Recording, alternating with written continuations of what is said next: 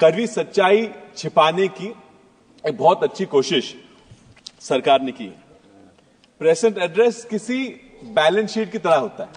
So there are assets जो उपलब्धियां हैं सरकार की, एंड देयर आर लायबिलिटीज कि जहां कुछ चूक हो गई, कुछ रह गया, तो जो रह गया उससे बहुत कुछ सीखने को मिलता है।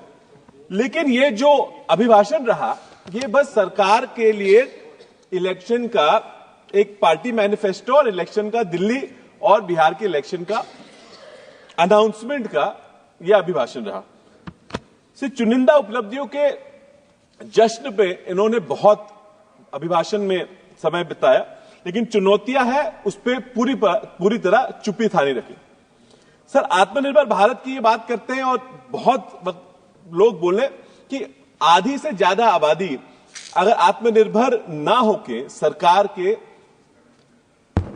जन कल्याण के स्कीमों में अनाज के लिए अगर उनके सामने जाना पड़ता है, तो ये क्या सही मायने में आत्मनिर्भरता है या ये आर्थिक विफलता का एक प्रमाण पत्र है? सर, मैं सरकार को ये बताना चाहता हूं कि गरीबी ये हटाना चाहती है या गरीबों को ये सरकार पर निर्भर रखना चाहती है? सर, ये दुर्दशा ऐसी है और इट्स अक्रॉस, और किसानों के बारे में भी। और मैं अकेला नहीं कहता, मेरे पार्टी के या हमारे अलायंस के लोग नहीं कहते, लेकिन खुद संविधान के जो सेकंड पोस्ट है उपराष्ट्रपति जी, उन्होंने कहा है कृषि मंत्री जी को कि कृषि मंत्री का हर एक पल भारी है और उन पर काल चक्र घूम रहा है। ये उपराष्ट्रपति जी ने कहा। सर, मैन्युफैक्चरिंग में there is a drop, job share has dropped 11.4%।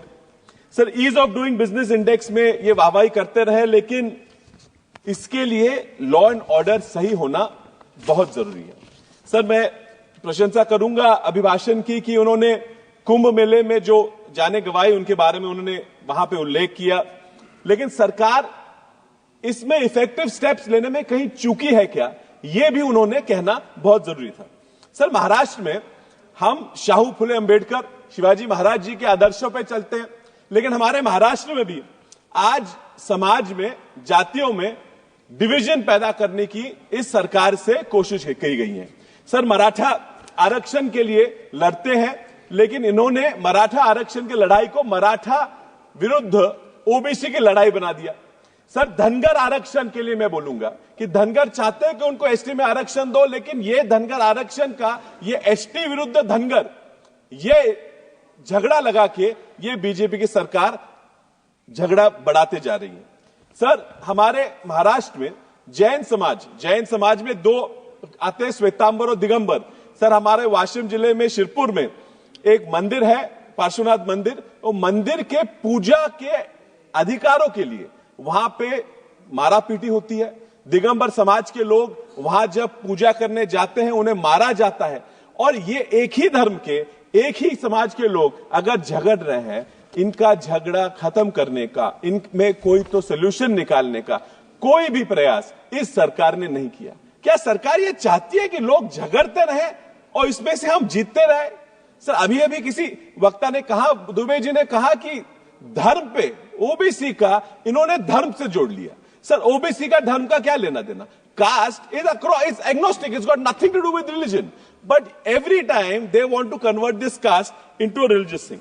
Sir, सरकार मिडिल क्लास को एक एटीएम की तरह इस्तेमाल करने की कोशिश करती है। सर, आरबीआई के आंकड़ों के अनुसार sir net house hold saving 50 साल के सबसे नीचे स्तर पर पहुंच चुकी है। सर, सरकार ने, sir, there is something called a middle income trap and it's a real thing, and unfortunately it looks like this government is leading us all into that middle income trap. Anyway sir, there's a lot I could say and we have many opportunities and thanks for allowing me to speak till now. But महोदय, मैं ये सपनों का भारत नहीं, ये संघर्ष का भारत बनते जा रहा है। और तो मैं जनता महंगाई, बेरोजगारी, गरीबी, इसके बोझ तले दबी हुई है और सरकार सिर्फ जुमले और नारों की घुट्टी पिलाने में व्यस्त है। सरकार से मैं अनुरोध करता हूं कि विज्ञापन की सरकार ना चलाए और काम करने वाली सरकार चलाए। सर, मैं इतना बोल के मेरा भाषण खत्म करता हूं। जय हिंद, जय महाराष्ट्र, जय भीम।